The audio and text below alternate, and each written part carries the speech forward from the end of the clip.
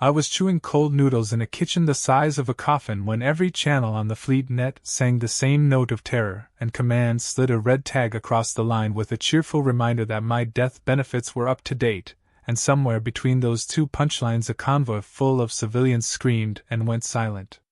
Retirement had never really fit me, but I had been practicing it the way a stubborn man practices a piano. He does not want to play 2 beers at dusk, a fixed-wing crop flyer that coughed more than it flew, and a lonely shack perched over a salted plain where wind sounded like surf that forgot how to breathe, and then the transmission cut in all teeth, and static the raw panic of a driver begging for an escort that would not arrive, a medic counting heartbeats over a crushed mic, and a child asking if this was part of the drill. I stood with the noodles still held halfway to my mouth, and listened to a convoy get erased like chalk under rain. The call from command waited for a full minute after the last voice faded, as if they needed the silence to make what came next sound reasonable. The mission brief said one operator, no backup, no support authorization, red tag and deniable if captured, which was a hilarious word when the other side reduced prisoners to their component elements and folded them into fuel. I told the duty officer that a one-man response to a fleet action was either a bad joke or a bad budget, and he told me that bad budgets were what we had and jokes were what we did when the math was cruel. And then he reminded me there were 22 children on the second bus, and most of the cargo in that convoy was medicine that would now never reach the fevers waiting for it. People pretend red tag is a color, but it is a verdict. It means we are already counting you among the dead. It means the equipment signed out to you will not be returning to inventory. It means no funeral because there will be no body, and no commendation because your orders will be listed under training and disposal. I had signed a red tag once before, and survived the way a coin sometimes lands on its edge and fools the table for a breath, and the admirals hated that because surviving a red tag made a person look like a superstition, and superstitions reduce budget line items for real weapons. The convoy logs came through on a degraded loop, and I watched them even though I already knew the end. There is a rhythm to last hours that never stops hurting. The talk about coffee and the gossip about someone who forgot a birthday, the petty argument over a map label, the driver practicing punchlines for the kids, and then the first contact siren rising under the chatter while no one hears it yet. I rewound the moment a mechanic shouted about a blue flare on the ridge, and the camera jerked and the picture washed white with the kind of light that does not belong to nature, and the feed died. They sent over the asset list, and my name led it, not because I am better than the next 10 names, but because I am faster at making peace with bad decisions. My ship sat under a tarp at a reserve field 200 kilometers from my shack. Locals called it the Reaper for the paint, and for the way its drive exhaust cut the air like a knife. The design was a museum piece. Even when I was a kid, a stealth hull from the first war fitted with a reactor from the second and a flight couch from the third, and enough hard points to frighten a small moon. I had always liked it because it had no smooth edges anywhere, and because every panel looked like it had been bolted on by a different pessimist. I packed the way soldiers pack when they no longer believe in luck. I put a photograph in a side pocket even though I had no one in it. The picture showed a beach where the sand was the color of rust, and I had taken it on a day when no one shot at me, and I carried it because I needed to remember the texture of ordinary days. I added a can of coffee concentrate, a book about distractions that I would not read, and a handful of charms given by people who spoke with their hands more than their mouths. A ribbon from a street vendor, a metal button stamped with a star, a bead that looked like an eye. I did not think any of it would help. I did it because people who do hard things need rituals to teach their hands that they can still do gentle ones. The flight field looked abandoned from the air until you knew where to look. A line of sheds pretending to be fallen fences, a set of markers disguised as rocks, and a runway carved into the ground like a dry riverbed. A single crew chief met me with a pen and a face that had never learned how to smile. With both eyes he gave me a drive slate with a maintenance list full of lies and a small bag of parts he had bought with his own money. He said nothing about the convoy or the mission. He said the left roll thruster was sticky when hot, and the starboard rail would sing if you pushed it past its favorite frequency, and he said the canopy seal was new because he hated the way coal leaked into bones. I signed the paper that said none of this ever happened, and we shook hands like two men making a promise to an engine.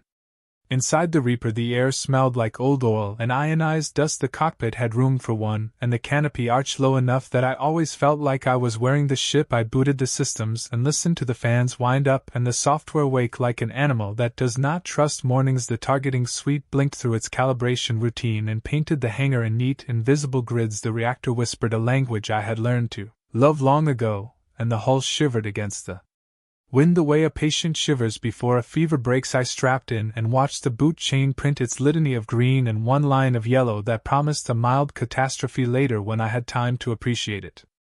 Command pushed a packet across the net, an overlay of possible patrol routes, a list of call signs to ignore, and a short message signed by a captain who had never met me and hoped I would honor the best traditions of the service. I almost laughed. I had never met a tradition that could intercept a missile. I set the route in a way that would make me look unpredictable to anything that thought in straight lines, and predictable to the part of me that would want to come home without remembering how to use maps. I loaded the magazines with a mixture of old tricks and new spite-guided lances for when I wanted to be polite, and a pair of ugly relics that would not miss me when I was gone.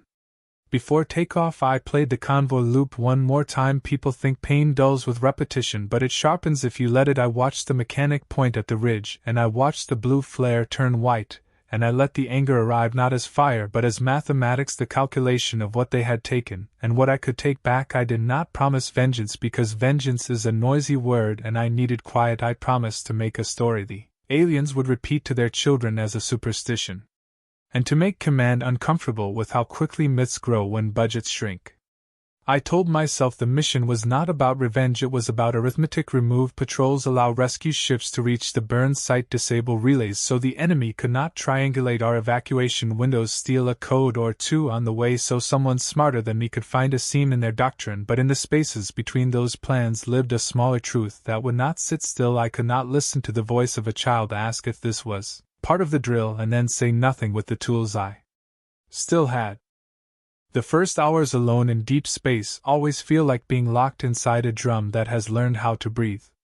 The hull of the Reaper sang its low song as the drive pushed against vacuum, and every creak became a reminder that nothing stood between me and the long fall except layers of alloy that had been designed during a war most people had forgotten.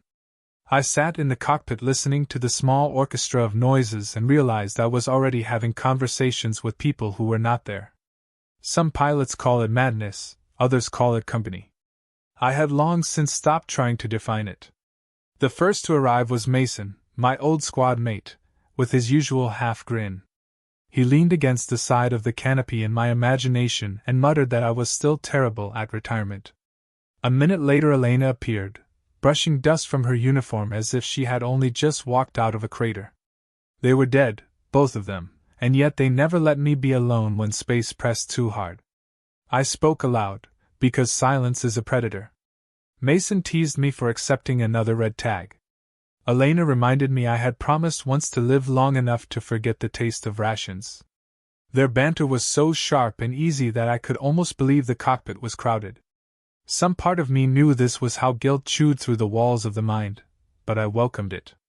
Ghosts were better than silence. Ghosts at least argued, laughed, and reminded me I was not done yet.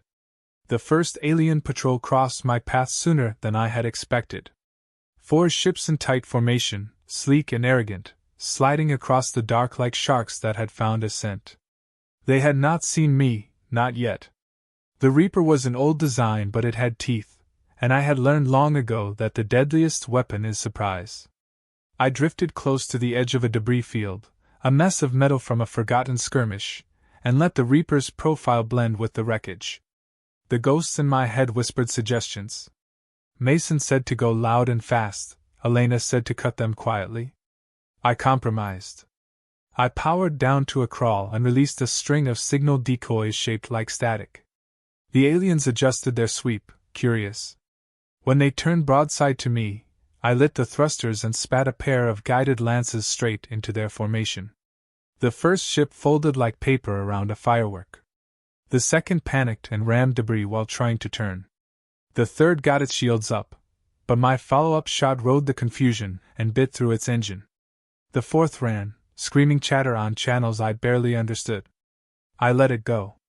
You cannot always kill them all, but letting one survive to tell the story sometimes works better than another explosion. The ghosts in my head clapped like a drunk audience. I almost laughed. Victory in space is never clean, it is sudden and ugly and quiet. As the wrecks drifted into the black, I scavenged what I could. A few data fragments, some fuel cells, and one distress beacon I reprogrammed to broadcast nonsense coordinates. Let the next patrol chase shadows while I slipped further in. Hours passed. Time stretches in the dark, wrapping itself around thoughts until you are not sure what came first, the silence or the memories. I played the Convoy recordings again, even though my stomach twisted at the sound. One alien channel had leaked into the logs, and I listened closely this time. They had laughed as they fired. That laughter was not a sound I would ever forget. It was the kind of sound that said killing was not duty or necessity, but sport. That was when I felt the anger settle into something colder, sharper. Somewhere far ahead, their commanders would be discussing retaliation. I imagined them sitting around a polished table, mocking the idea of a human strike back. They believed Earth was slow, bureaucratic, always hesitant. They thought one convoy lost would not even make the front page. What they did not understand was that sometimes hesitation breaks, and what comes after is not measured. They did not know yet that I was coming. Elena's ghost asked me if I thought this mission was vengeance. Mason said it did not matter as long as the aliens bled. I answered them both aloud, saying it was arithmetic. They shook their heads in my imagination, but I knew the truth. Arithmetic and vengeance often wear the same uniform. By the second patrol I was more prepared. 6 ships this time, scanning in a wide arc. I remembered something from training, an old joke about painting wolves on sheep to scare hunters. So I painted signals across the wreck field, ghost echoes of human warships that did not exist. The aliens tensed, fired into shadows, and burned their energy reserves chasing phantoms. When they were scattered, I picked them apart with mines I had hidden in the wreckage. 3 exploded before they realized I was the shepherd, not the sheep. 2 tried to regroup and were torn by their own crossfire. The last one turned its guns on me and came in screaming. I met it head on, the Reaper rattling like a tin can full of nails, and when we passed each other I left a parting gift of shrapnel that split its belly. After the silence returned, I laughed into the calm, not because anything was funny but because I knew they could hear me. I wanted them to think a human could laugh while killing them. I wanted that sound to crawl into their sleep. If fear is a language, I was learning to speak it fluently. Still, I could not ignore the weight pressing down. Every time I shut my eyes for even a moment, the faces of the convoy appeared. That child's voice echoed through me, asking again if this was part of the drill. I tried answering this time. I told the phantom child that it was not a drill, it was a mistake, and that I would try to correct it in the only way I knew. Maybe speaking to ghosts was madness, but silence left too much room for despair. As I drifted in a quiet sector waiting for the next target, I thought of Earth Command. They would be watching from afar, pretending they still had control of me. But they knew once a red tag was given, the pilot belonged more to myth than to protocol. I was not their soldier anymore. I was their rumor, their gamble. If I died, they would raise statues and call me sacrifice. If I lived, they would bury me in secrecy because one man surviving a death sentence makes the people ask questions about the war. Either way, I was useful. That realization should have broken me, but instead it hardened me. If I was to be a rumor, then I would become the kind that spread like wildfire. The Reaper's navigation pinged softly, warning of another patrol sector ahead. My hands hovered over the controls, steady, practiced. Mason muttered about odds. Elena told me not to miss dinner again. I answered them both with the same line, half serious, half jest. I said we were not dying tonight, because the joke still needed a punchline. And so the ship pressed on, through the dark, guided by a man accompanied by his ghosts, carving a path of sudden fire among predators who believed themselves untouchable. The convoy's last scream still clung to my ears, the alien laughter still sliced through my chest, but anger had settled into discipline. There would be more patrols. There would be more tricks. There would be more stories to write into the silence. I decided that fear spoken out loud in the enemy's own language might travel faster than any missile. The data fragments I had stolen from the first patrol contained phony maps and compression habits, the bones of their speech if not the soul. I fed them through the Reaper's ancient linguistics module and through my own ear for rhythm, and after an hour of trial and error I could shape a sentence that sounded close enough to slip through their channels without raising automatic filters. The ghosts leaned in as if watching a stage. Mason told me to keep it simple. Elena said to keep it cruel. I kept it funny, because comedy slides past shields. The first broadcast was little more than a weather report delivered in their clipped cadence, except the weather was an imaginary human armada moving like a storm front. I described task forces with believable call signs and invented admirals who spoke in maxims and boredom. Then, with the same deadpan voice, I inserted a joke about the quality of their paint jobs, a harmless barb that carried a second message. If a human could mock their aesthetic while announcing battle plans, then either the human was mad or the human was not alone. Both options worked for me. Within minutes the monitored chatter shifted pitch. Their picket ship captains began asking for confirmation from a regional relay I had already taught to lie. Request denied became request delayed, and delay ripened into doubt. I added a second broadcast, a fake distress call from a fictional cruiser alleging that it had been clipped by friendly fire while chasing an invisible enemy. That one did not make them laugh. Panic tastes the same in any language, a slightly metallic tang in the rhythm of speech. I listened to it form and felt a guilty satisfaction when one commander ordered a subordinate to stand down and the subordinate refused. Only then did I move the Reaper into the graveyard I had been saving, an asteroid field laced with scrap from an old battle that looked like frozen thunderheads. It was the kind of place where attention goes to die and patience earns its pay. I had taped my scavenged mines to chunks of broken hull and shallow stones, each with a simple job. Wait until a ship's bow light warms the rock, then open your mouth and sing. The old songs still work in new wars. I set my ambush, reset the decoy beacons, and waited while the invented armada gathered in the minds of my enemies like a rumor with a sharp edge.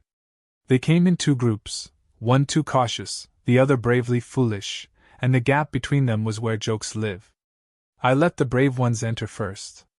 Their formation shimmered as they traded nervous fire with shadows, and when they were deep enough that the rocks swallowed echoes, I whispered the punchline. The mines detonated in a slow arithmetic, 1 + 2 + 5. And the chain of light rolled through the field like dawn under water. The cautious wing panicked and shot at heat blooms, which only warmed more stones and tempted more mines. The Reaper moved on a narrow plane through boiling debris, my hands steady, my heart in my throat, my ghosts arguing about who owed who a drink. One ship survived the first curtain and charged me, a narrow blade of metal that believed in its own story more than it believed in physics. I let it believe. At the last moment I cut power and drifted, letting its prediction algorithm overcorrect. We passed so close I could have painted a stripe across its nose with a long brush. My rail threw a packet of shrapnel into its engine mouth, and the ship coughed blue fire and died. Silence fell, and in that silence I heard another sound, a thin mechanical ping that did not belong to the aliens. Distress beacons sing the same note across languages because pain is universal. I found the escape pod half buried in the shadow of a scabbed plate. It had no right to be alive. Its hull bore scorch marks like a storm map.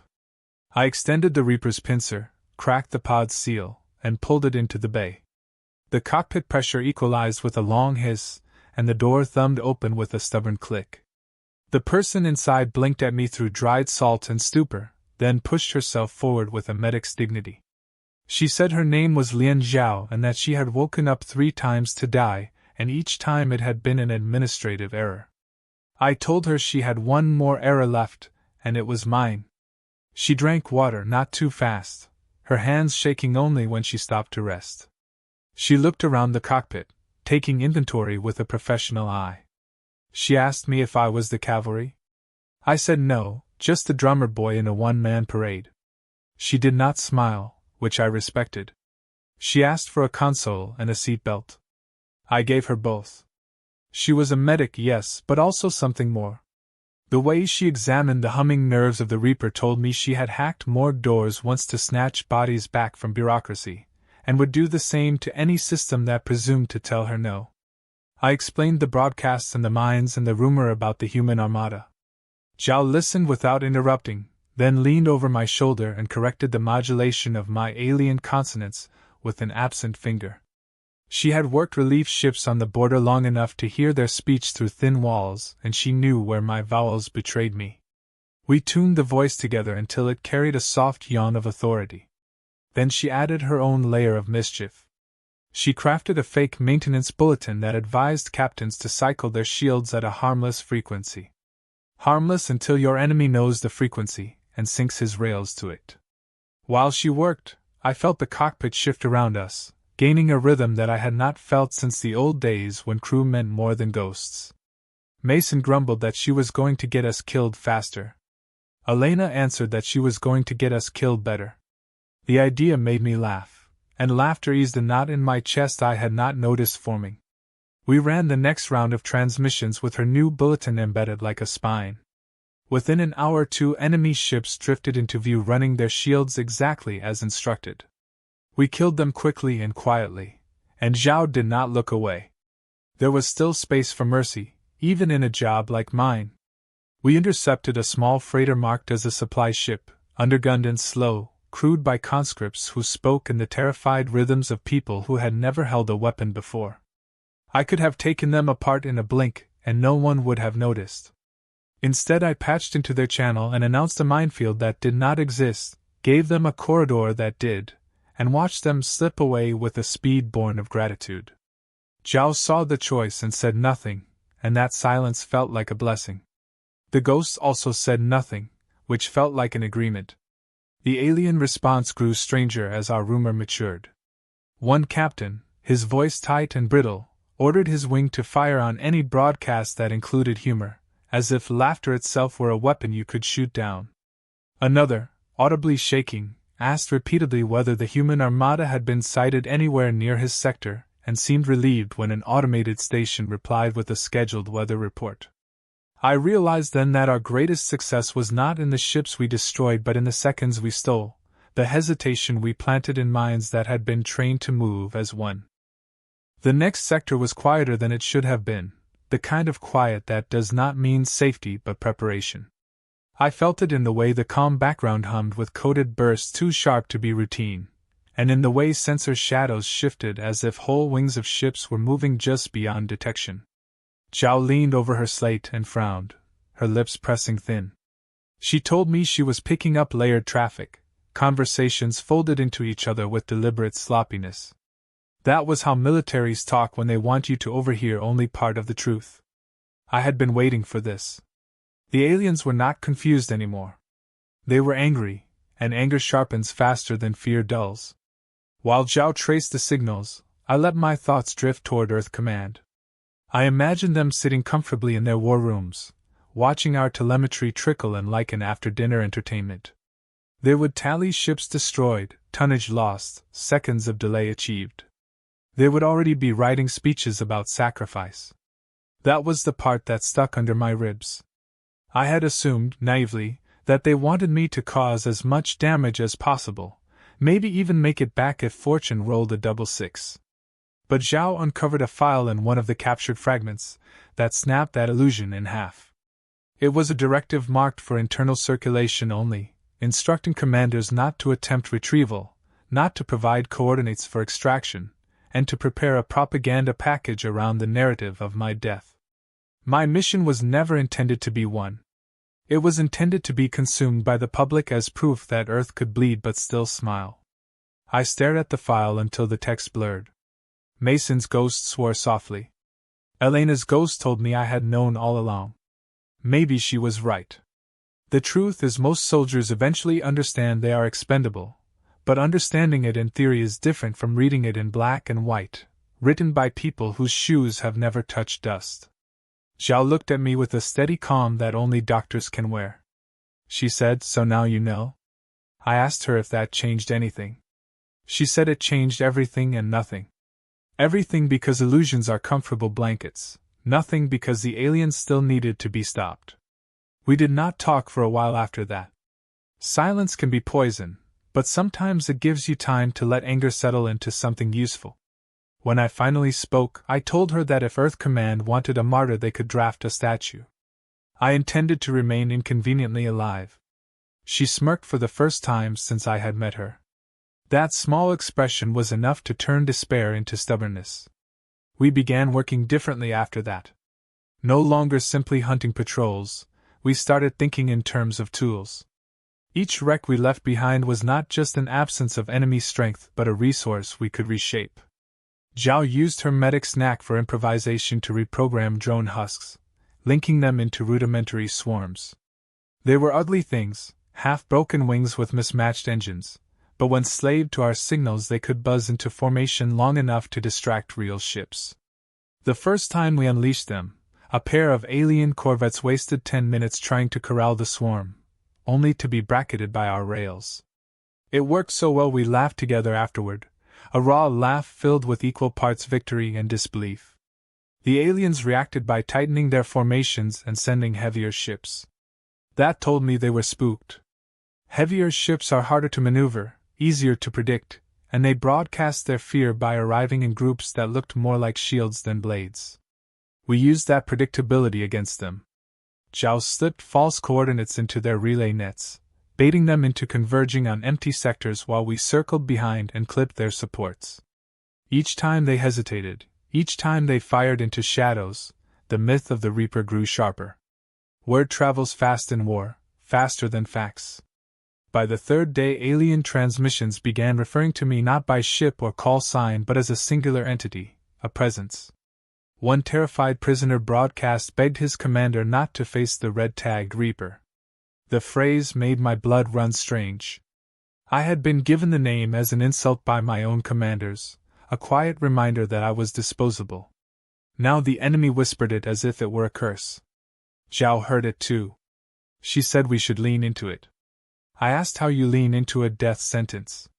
She told me you laugh while writing the obituary. We built a theater out of the next engagement. I broadcast in their tongue with deliberate mistakes, enough to sound human but clear enough to sting. I told them I was just a man with one ship, that every shot I fired carried the laughter of those they had slaughtered. Then I cut the channel and tore through their flank, leaving survivors to spread the story. Zhao followed up with hacked transmissions that exaggerated the damage, painting me as unstoppable. It was a lie, of course. The Reaper was bleeding fuel and 2 of its systems groaned with every maneuver. But lies become truths when enough frightened mouths repeat them. That night, if you can call any part of space a night, I sat with the ghosts and admitted something. I told them I did not know if I was fighting for Earth anymore. Command had betrayed me, and propaganda is a poor master. But I was fighting for the convoy, for the voices that had gone silent, and for Zhao who had climbed out of an escape pod and chosen to keep moving forward. Mason's ghost said that was enough. Elena's ghost said it was always enough. Zhao asked me once, as she tightened a seal on the reactor's coolant feed, what I would do if we survived. I told her honestly that I had no idea. Retiring again seemed laughable. Living under Earth Command seemed impossible. Maybe I would disappear into some backwater system with a new name. She nodded and said maybe she would do the same. Then she added, or maybe we make sure there is a backwater left to disappear into. That was the moment I realized she was no longer just a passenger.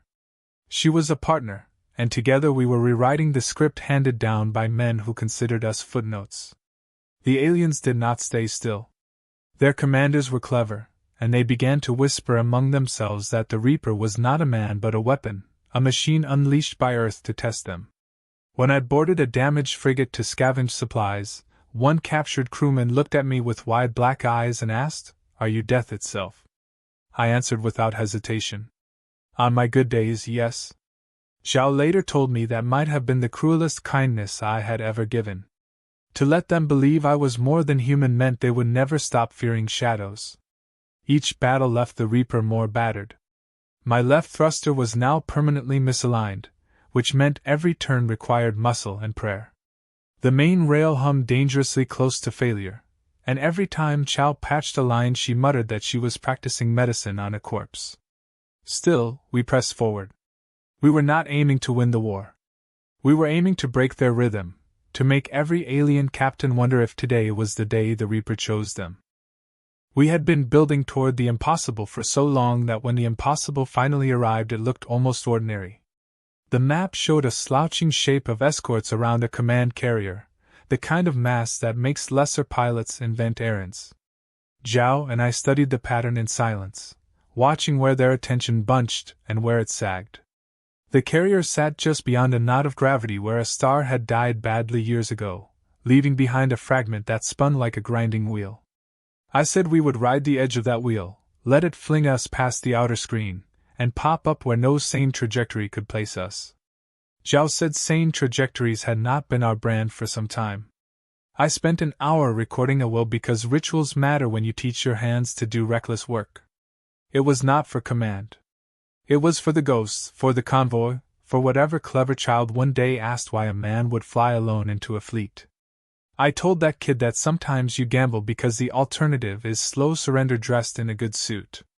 I also left a note for the crew chief back at the reserve field, promising to pay him for the canopy seal if I lived, and promising him my jacket if I did not. Zhao listened and pretended not to. When I finished, she slid her slate over and played me a clip she had been shaping, a 10-second loop in the alien tongue that sounded like a maintenance order and a punchline at the same time. Every time an escort ran a diagnostic on its point defense, our loop would advise a harmless recalibration that would become very harmful when the Reaper opened its mouth. We set course toward the dead star. The fragment filled the canopy with a quiet menace, a scarred ember swollen with memory. The Reaper shook as tidal forces pinched and released the hull. Alarms began to bicker. Zhao strapped down a kit with the brisk economy of a field surgeon and told me to hold the nose 2 degrees higher than every instinct demanded. The drive bucked. The hull sang.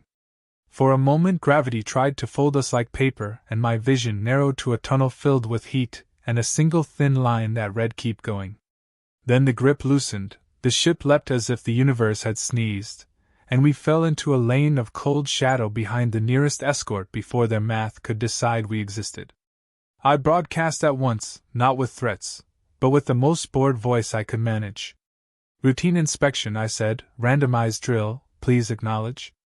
2 escorts answered on reflex and opened their point defense for the fake recalibration. Zhao counted quietly under her breath.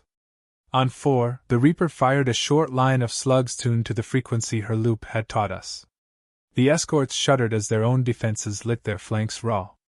Sparks flared. The formation wobbled. A true captain would have tightened ranks and rolled the injured ships toward safety.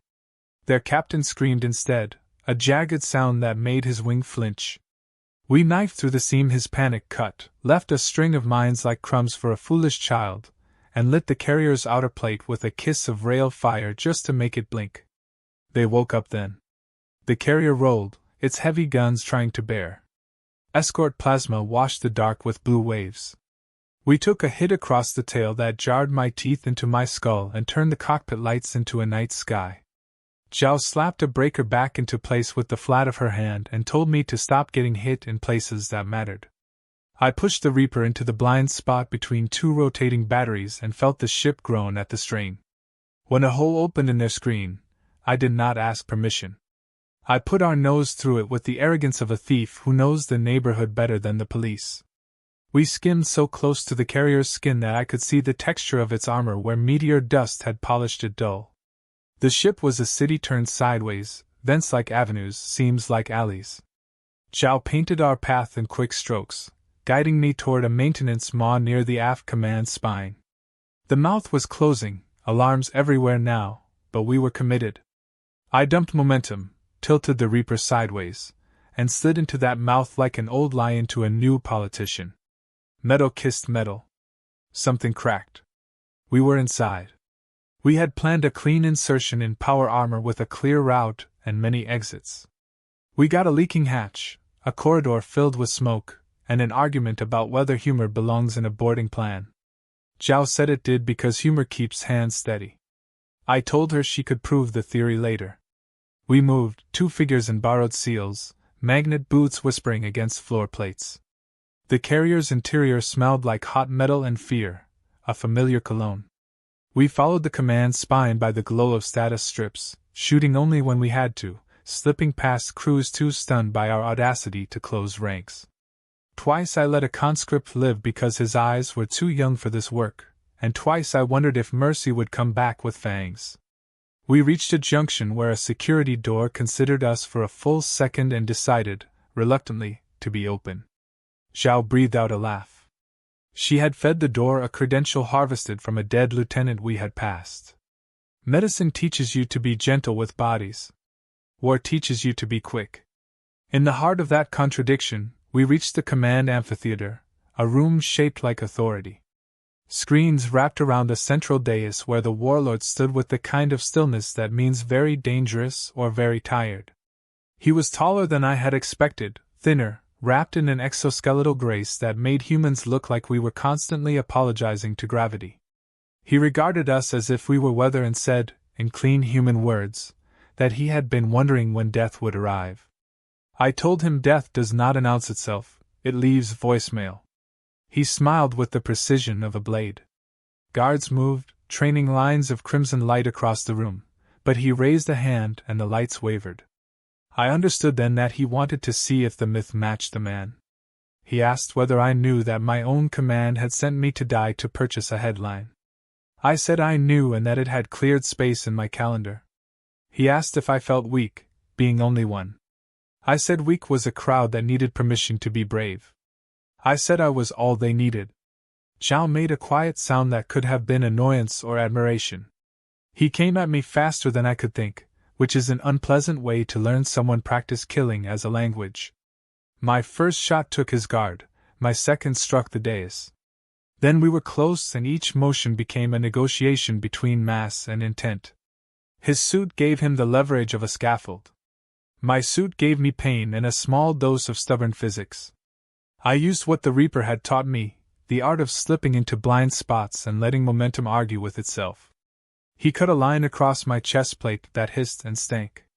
I drove my shoulder into the joint of his hip articulation and felt something give.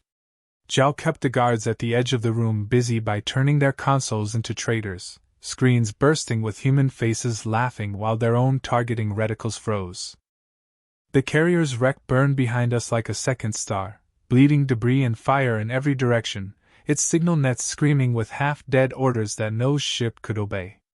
The Reaper limped forward, every console flashing its own complaint, every panel rattling like teeth in a jar. Zhao worked with the patience of someone who knew panic wasted seconds, sealing ruptures, cooling conduits, patching the ship as if it were a patient she refused to lose.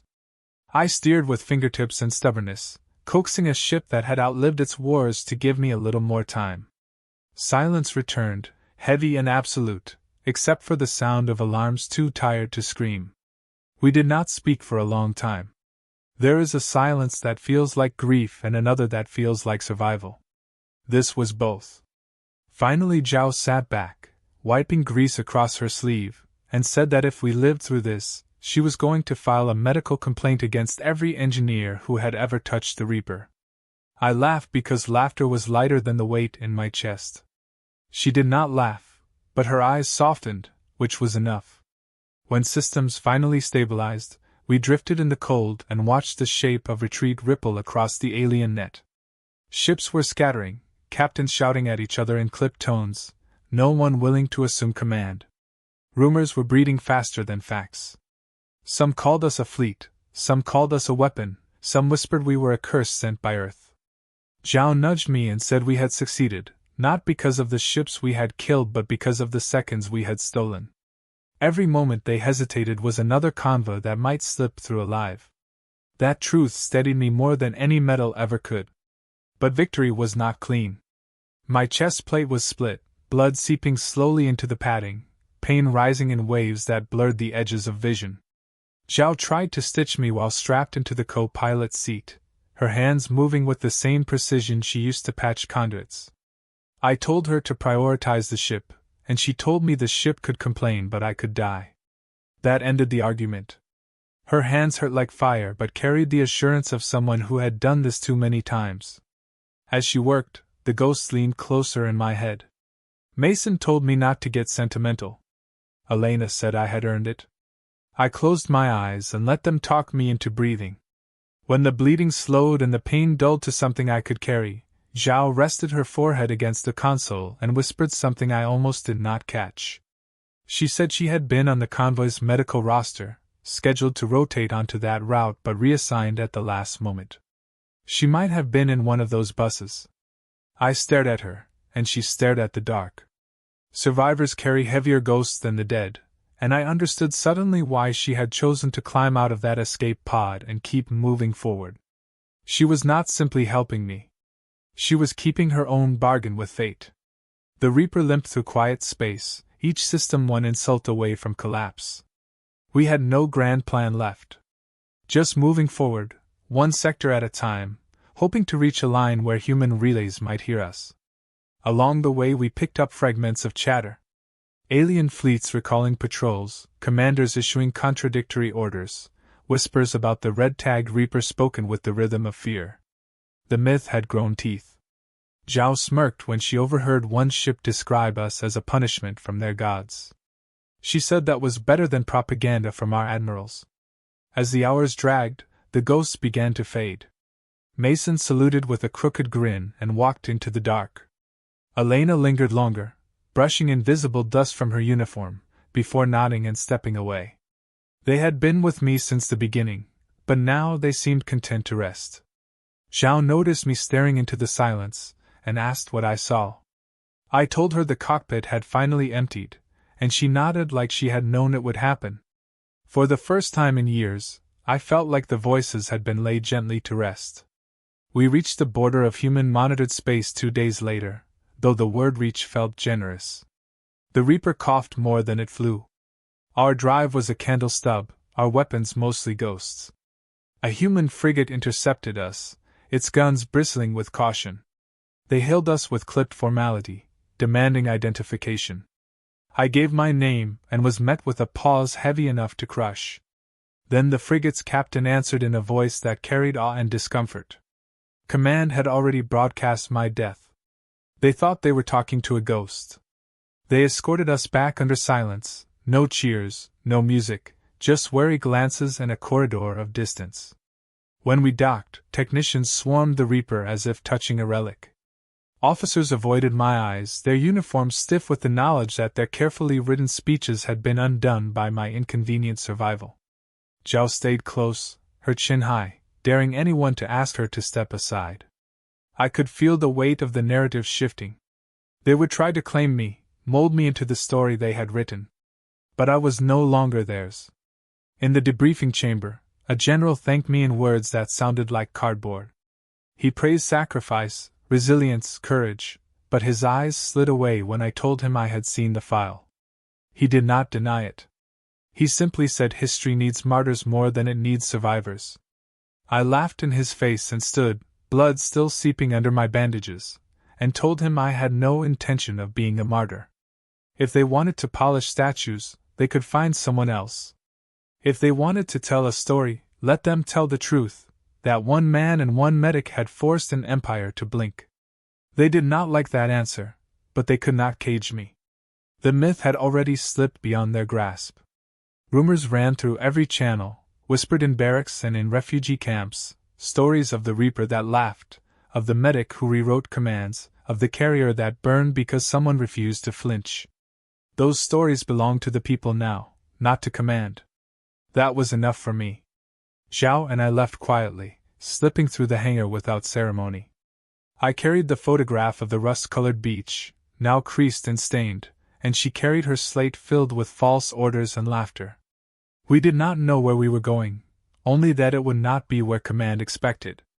Perhaps a backwater planet with air that smelled like rain. Perhaps another border where myths were useful. The future did not matter yet. What mattered was that we had written an ending the convoy deserved. On our way out, I paused by the Reaper one last time. The ship looked smaller now, scarred and proud, a museum piece that had decided to be legendary for a little while. I placed my hand on its skin and whispered thanks. Machines do not need gratitude, but men do. Then I turned and walked into the new silence with Zhao at my side. Later, sitting in a transport that hummed softer than the Reaper ever had, I thought about the shape of the joke. Command had sent me to die, and the aliens had expected me to fold. Instead, I had come back late, scarred, carrying laughter like a weapon. They would tell the story in their own ways, cutting it to fit speeches and ceremonies. But the truth was simple. One man and one medic had turned fear into arithmetic, had made captains flinch, had given the convoy back a voice.